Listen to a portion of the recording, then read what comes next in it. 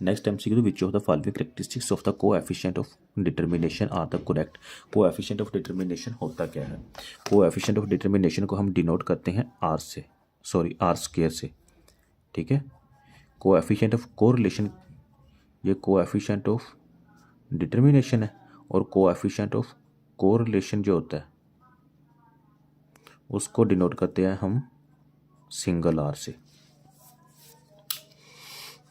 इनकी प्रॉपर्टी सुन लें। Coefficient of correlation जो होता है ना, ये हमारा होता है -1 to +1, और जो कोएफिशिएंट ऑफ डिटर्मिनेशन होता है ये 0 to 1 होता है।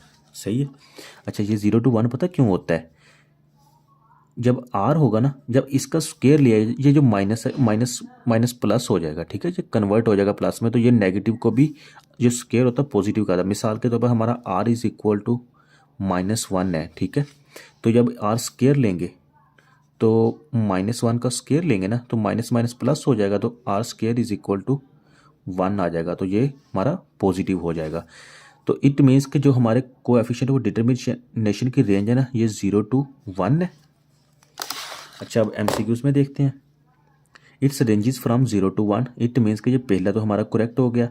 अब कहता है coefficient of correlation can be obtained by squaring it's value. इसको हम ऑब्टेन हासिल कर सकते हैं बाय स्क्वेयरिंग इट्स वैल्यू, मतलब कि कोएफिशिएंट ऑफ डिटर्मिनेशन की वैल्यू का स्क्वेयर लें। कोएफिशिएंट ऑफ डिटर्मिनेशन हमारे पास कितना है? आर स्क्वेयर है। अगर इसकी वैल्यू का स्क्वेयर लें तो हमारे पास कोएफिशिएंट ऑफ कोरिलेशन आ जाता है। तो इसका अगर स्क्वेयर लें तो ये बन जाता है r की पावर 4, लेकिन ये तो बनता है हमारा r। तो कोएफिशिएंट ऑफ कितना आ गया हमारे पास? r4 आ गया, जबकि हमारा कोएफिशिएंट ऑफ कोरिलेशन कितना है? r है। तो इट मीन्स कि ये स्टेटमेंट हमारी रॉन्ग होगी। तो अच्छा, तो ये हमारे पास कितना है? Coefficient of correlation can be obtained by squaring it's value. अगर हम उसकी वैल्यू का स्क्वेयर लेते हैं तो कोएफिशिएंट ऑफ कोरिलेशन बन जाता है, लेकिन नहीं, हमारे पास उसकी जस्ट सिंगल आर से डिनोट करते हैं। अगर कोएफिशिएंट ऑफ कोरिलेशन डिटर्मिनेशन का स्क्वेयर लें तो हमारा r4 आ जाता है। इट मीन्स कि सेकंड स्टेटमेंट हमारी रॉन्ग होगी। तो इसका जो करेक्ट होगा ना, only one statement is are correct. MCQ number C होगा। MCQ 195, the project has the NPV of 5641 है एंड द डिस्काउंट रेट 8% है, एंड हमारे पास 2354 at a discount rate of 10%। Estimate the IR। ये तो सेम पहले भी ऐसा एमसीक्यू किया था, जस्ट फार्मूले में वैल्यूज पुट करेंगे। फार्मूला इधर लिख लेते हैं सेपरेट। ये फार्मूला हमारे पास IRR A percentage plus into A/A-B multiply B minus A का whole percentage. Just values put करने, हमारा आंसर आ जाएगा। वैल्यूज पुट करते हैं, हमारे पास A कितना है? 5641। A की परसेंटेज कितनी है? Discount rate of 8%, 8% plus into 5641 divided by 5641। अच्छा, ये देखें ब्रैकेट है, इट मीन्स कि ये नेगेटिव है। जिसके गिर्द ब्रैकेट्स हो इसको हमेशा नेगेटिव आपने कंसीडर करना है। अकाउंटिंग फील्ड में आपने इसको पढ़ा भी होगा शायद। तो जैसे ही अगर हम ब्रैकेट में पुट करेंगे तो ये हमारा प्लस में कन्वर्ट हो जाएगा। ए हमारा कितना है यहाँ पे? 5641 minus into -2354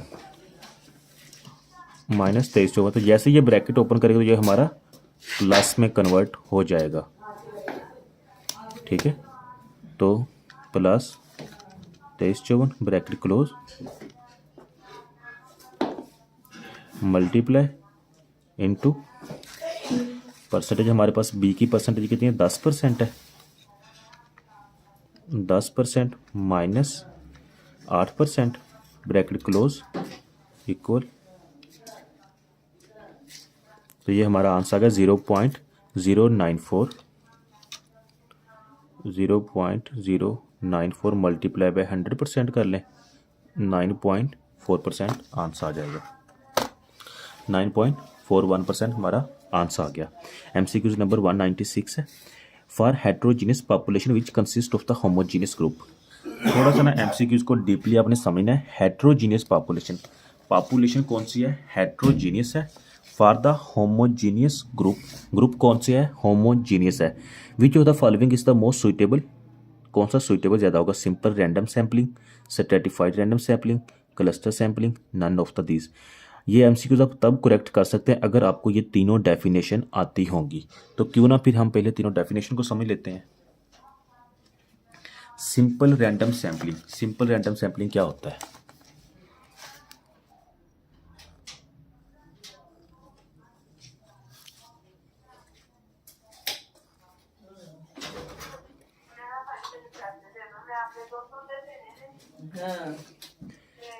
simple random sampling, simple random sampling में हमारे पास कोई भी पॉपुलेशन है, उसको सिंपल वे में हम ड्रा कर लेते हैं, कोई भी ड्रा निकल सकते हैं। इससे कहते हैं रैंडम सिंपल रैंडम सैम्पलिंग, मतलब कि इक्वल चांसेस है।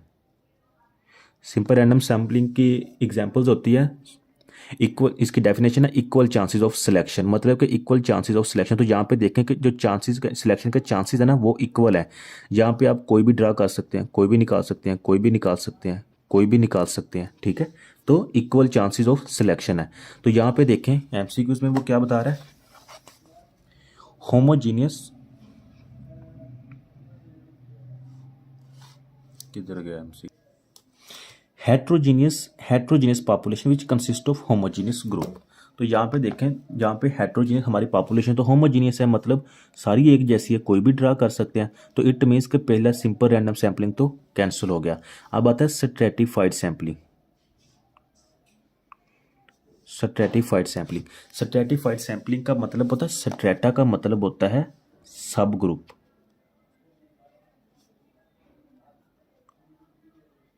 सब ग्रुप, या इसको स्मॉल ग्रुप कह लें, या इसको पार्टीशन कह लें।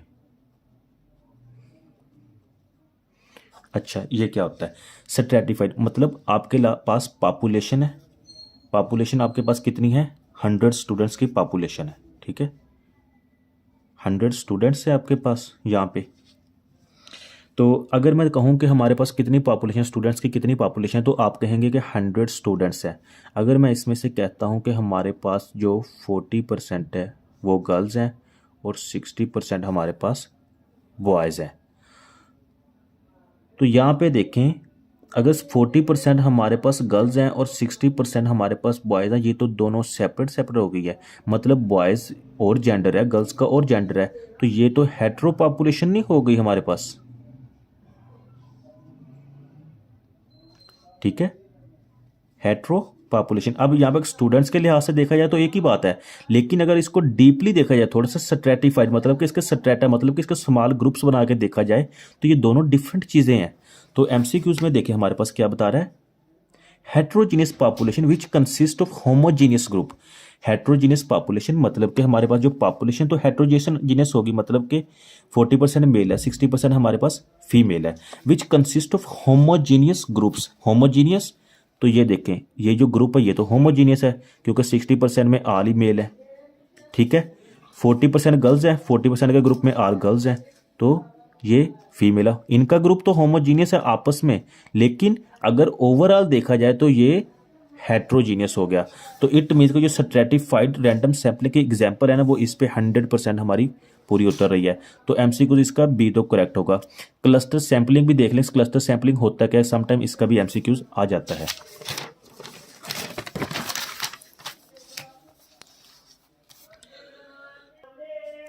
क्लस्टर सैम्पलिंग में अगर हम मिसाल के तौर पर कोई भी पॉपुलेशन बनाते हैं ना, तो इसमें हम इसके क्लस्टर मतलब इसके पार्ट्स बना लेते हैं। इसमें जो डिफरेंट क्लस्टर्स होते हैं ना, different clusters should be equal to each other, इसकी जो डेफिनेशन है।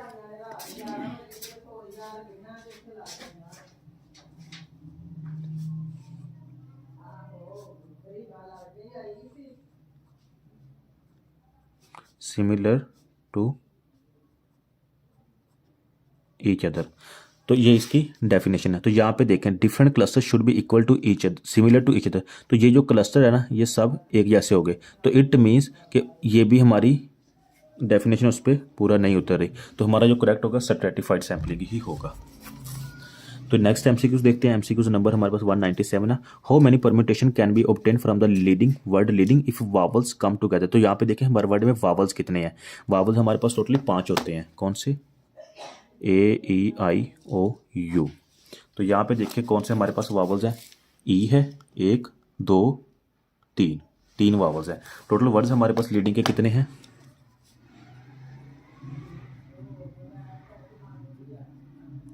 टोटल हमारे पास 7 वर्ड्स हैं। 1 2 3 4 5 6 7। टोटल हमारे पास 7 वर्ड्स हैं। वो लास्ट पे कह रहा है इफ़ वावल्स कम टुगेदर, अगर वावल्स को इकट्ठा किया जाए तो वावल्स को इकट्ठा कर लें, इसको निकाल दें, इसको निकाल दें और इसको निकाल दें। पीछे रह जाएगा L A D N और G, ठीक है। और ये वावल हमारे पास E I और A, इसको कम्स टुगेदर, इसको इकट्ठा करके ये बन जाएगा 1 2 3 4 5 6। हमारे पास वर्ड कौन सा है? Leading.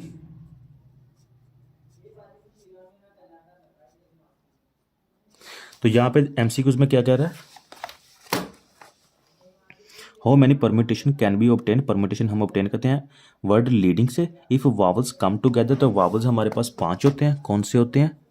A E I O you. इसमें से हम वावल्स को इकट्ठा कर लेते हैं क्योंकि क्वेश्चन में बता रहा है vowels come together. Vowels come together E I और ए, ठीक है। इसको इकट्ठा कर लें, बाकी जो बचेगा L D N G, ठीक है। वावल्स कम टुगेदर, जब वावल्स कम टुगेदर तो टोटल हमारे पास वर्ड्स कितने बन गए? पहले 7 थे लेकिन अब ये कितने बन गए? 1 2 3 4 5। टोटल हमारे 5 बन गए क्योंकि हमने वावल्स को इकट्ठा कर दिया है। तो हमने फाइंड करना है परम्यूटेशन।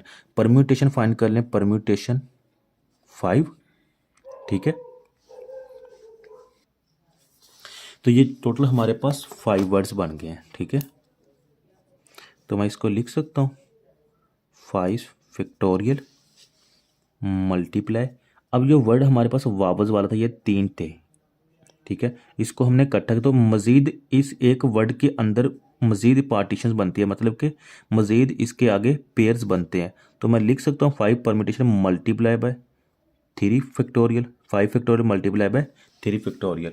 तो जस्ट हमने कैलकुलेटर पे पुट करना है तो ये हमारे 720 पेयर्स बन जाएंगे, ठीक है। परम्यूटेशन क्या होता है? परम्यूटेशन में हमेशा सीक्वेंस आती है, ठीक है। यहाँ पे हम जो बुक्स रखते हैं, या मिसाल के तौर पर हमारे पास एक लाइब्रेरी है, लाइब्रेरी में हम बुक्स लगाते हैं तो बुक्स में एक सीक्वेंस के साथ लगाएंगे। मिसाल पहले वन लगाए, फिर दूसरी, फिर तीसरी, तो ये हमारी सीक्वेंस हो गई। तो जो एक कम्बिनेशन होता है, कम्बिनेशन में जो हमारी सीक्वेंस नहीं होती बल्कि वहाँ पे हम रैंडमली लगाते हैं। मिसाल के तौर पर अभी देखें, इसको सीक्वेंस कर 1 2 3, तो लेकिन कम्बिनेशन में हम लगाते हैं कोई भी एक लगा लें, फिर तीसरी लगा लें, फिर दूसरी लगा लें, ठीक है, 5वीं लगा लें, दूसरी। तो इसमें हमारी कम्बिनेशन में सीक्वेंस नहीं होती बल्कि रैंडमली लगाते हैं। और परम्यूटेशन में हमेशा हमारी सीक्वेंस यूज होती है। आगे समटाइम ऐसा एमसीक्यूज भी आ जाता है, तो ये भी याद रखिएगा। तो एमसीक्यूज 198 है। Which of the following is irrational. Irrational क्या होता है? Rational and irrational.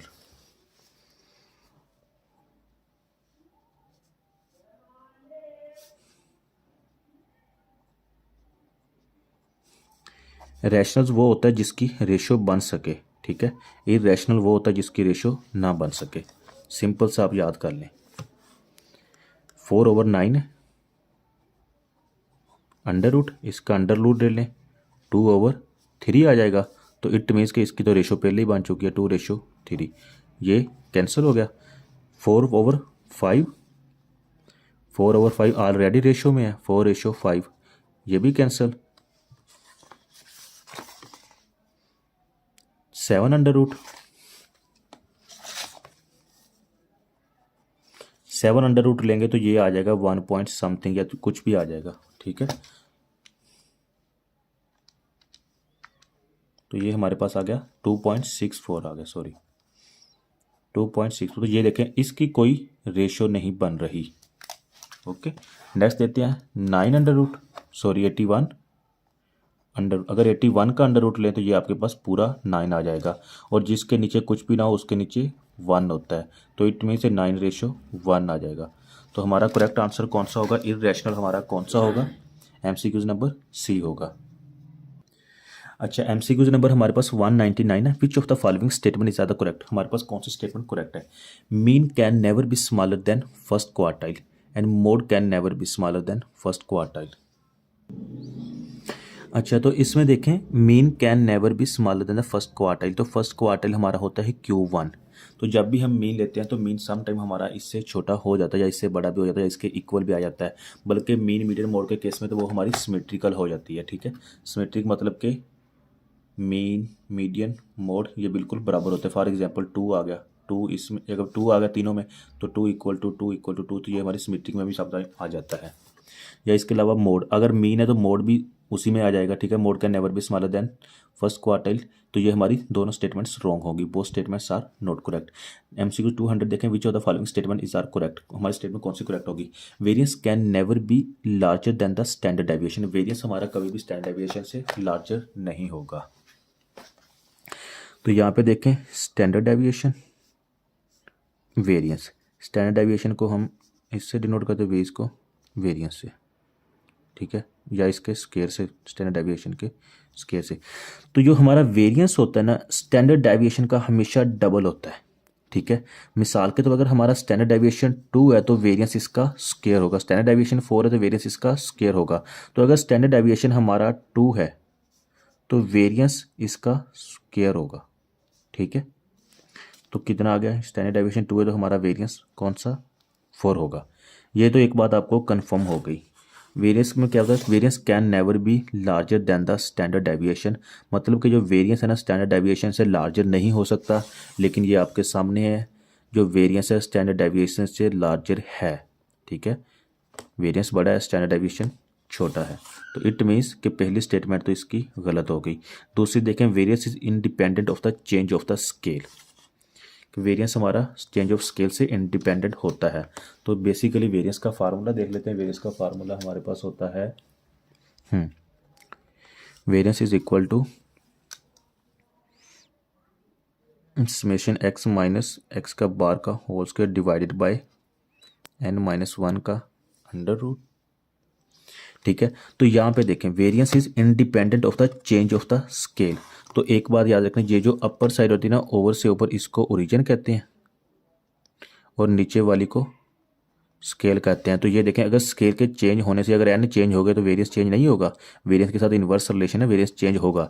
तो इट मीन्स कि इसकी दूसरी स्टेटमेंट क्या है, करेक्ट है। वेरियंस इज इंडिपेंडेंट मतलब कि आज़ाद है, तो इसकी दूसरी स्टेटमेंट भी रॉन्ग है। तो यहाँ पे हमारा करेक्ट जो होगा बोथ आर नॉट, तो इसमें हमारी दोनों स्टेटमेंट्स रॉन्ग होगी, both are not correct. MCQ number B correct होगा। ठीक है, both are not correct. MCQ number 201 है, a man has the 1200 rupees, एक बंदा उसके पास 1200 रुपीज़ है।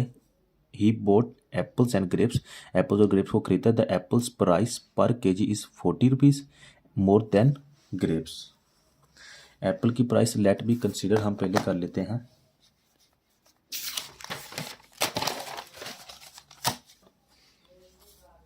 एप्पल को एक्स ले लेते हैं और ग्रेप्स को वाई ले लेते हैं। ठीक है, he bought apples and grapes, the apples price per kg is 40 rupees more than grapes, मतलब कि जो एप्पल्स की प्राइस है वो ग्रेप्स की प्राइस से 40 रुपये ज़्यादा है। तो इट मीन्स कि हमारे एप्पल्स की प्राइस जो 40 रुपीज़ प्लस वाई, मतलब कि अगर वाई की कीमत 60 रुपये होगी तो एप्पल की 40 रुपये इससे ज़्यादा है। 60 जमा 40 मतलब कि एप्पल हमारा 100 का होगा। अगर वाई की 50 है तो एप्पल हमारा 90 का होगा। तो क्वेश्चन में वो फिर क्या अगर the apples price per kg is 40 rupees more than the grapes, grapes से 40 रुपये ज़्यादा है। He bought 5 kg apples and 3 kg of grapes, he also gave 200, he also saves 200 rupees. चलो यहाँ से तो कन्फर्म हो गया, उसके पास 1200 रुपये थे, उनमें से वो 200 तो सेव कर लेता है। ठीक है, पीछे उसके पास रह गए कितने 1000 रुपये। Find the value of the apple per kg. तो एप्पल्स हमारे पास आ जाएंगे, he bought 5 kg apples, 5x plus 3y is equal to कितना आ जाएगा 100,000 के आ जाएगा। 5x plus 3y is equal to 1000। ये हमारी इक्वेशन 1 बन गई है। दूसरी equation x is equal to 40 plus y, तो अगर इसको थोड़ा सा रीअरेंज कर लें तो x को इधर y को इधर ले आए, x minus y is equal to 40। तो ये हमारी दूसरी स्टेटमेंट बन गई। जस्ट कैलकुलेटर पे पुट करें और आंसर निकाल लें। तो ये मैंने वैल्यूज पुट किया है, ठीक है। हमारे पास x इज इक्वल टू 140 आ गया। एक दफ़ा फिर इक्वल प्रेस करें, y इज इक्वल टू 100 आ गया, ठीक है। ये सेम वैल्यूज पुट की हुई थी जिसमें से x हमारे पास कितना है 140 और y इज इक्वल टू 100 आ गया। और अब क्वेश्चन में उसने पूछा क्या हमसे, find the value of the grapes. तो यहाँ पे ग्रेप्स हमारे पास y है, तो y हमारा कितना है 100 है। तो हमारा करेक्ट आंसर इसमें क्या होगा, डी होगा, ठीक है। MCQ 202 है, when the mean of the sample is used as the mean of the population then it is called. Question में क्या है, mean of sample is used as the mean of population is called the mean of, then it is called mean of sampling distribution. ये जो sampling distribution की definition है इसको याद कर लें। तो इसका हमारा करेक्ट होगा डी। MCQ 203 देखिए, the standard error is directly proportional to sample size, mean of population, under root of sample size, standard deviation of the population. सबसे पहले स्टैंडर्ड एरर का हमें फार्मूला आना चाहिए। स्टैंडर्ड एरर को हम डिनोट करते हैं, standard error is equal to, हमारे पास इसका फार्मूला होता है standard deviation over n under root, ठीक है। तो अब देखें, तो सैंपल साइज का तो स्टैंडर्ड एरर जो है इन्वर्सली प्रोपोर्शनल है, ठीक है, ये तो कट हो गया। मीन ऑफ पॉपुलेशन, तो यहाँ पे तो हमारे पास स्टैंडर्ड डेविएशन है, तो पॉपुलेशन मीन भी नहीं होगा, ये भी कट हो गया। Under root of sample size, मतलब कि under root of sample size के डायरेक्ट है, बल्कि नहीं, under root of sample size भी इनडायरेक्ट है। लास्ट वाला देखिए, standard deviation of the population, तो ये रहा हमारे पास, ये स्टैंडर्ड डेविएशन है, ठीक है। स्टैंडर्ड डेविएशन ऑफ पॉपुलेशन के डायरेक्टली प्रोपोर्शनल है, तो करेक्ट हमारा कौन सा होगा, MCQ डी होगा। 203, the standard error is directly proportional to, sorry हाँ, इसका डी होगा।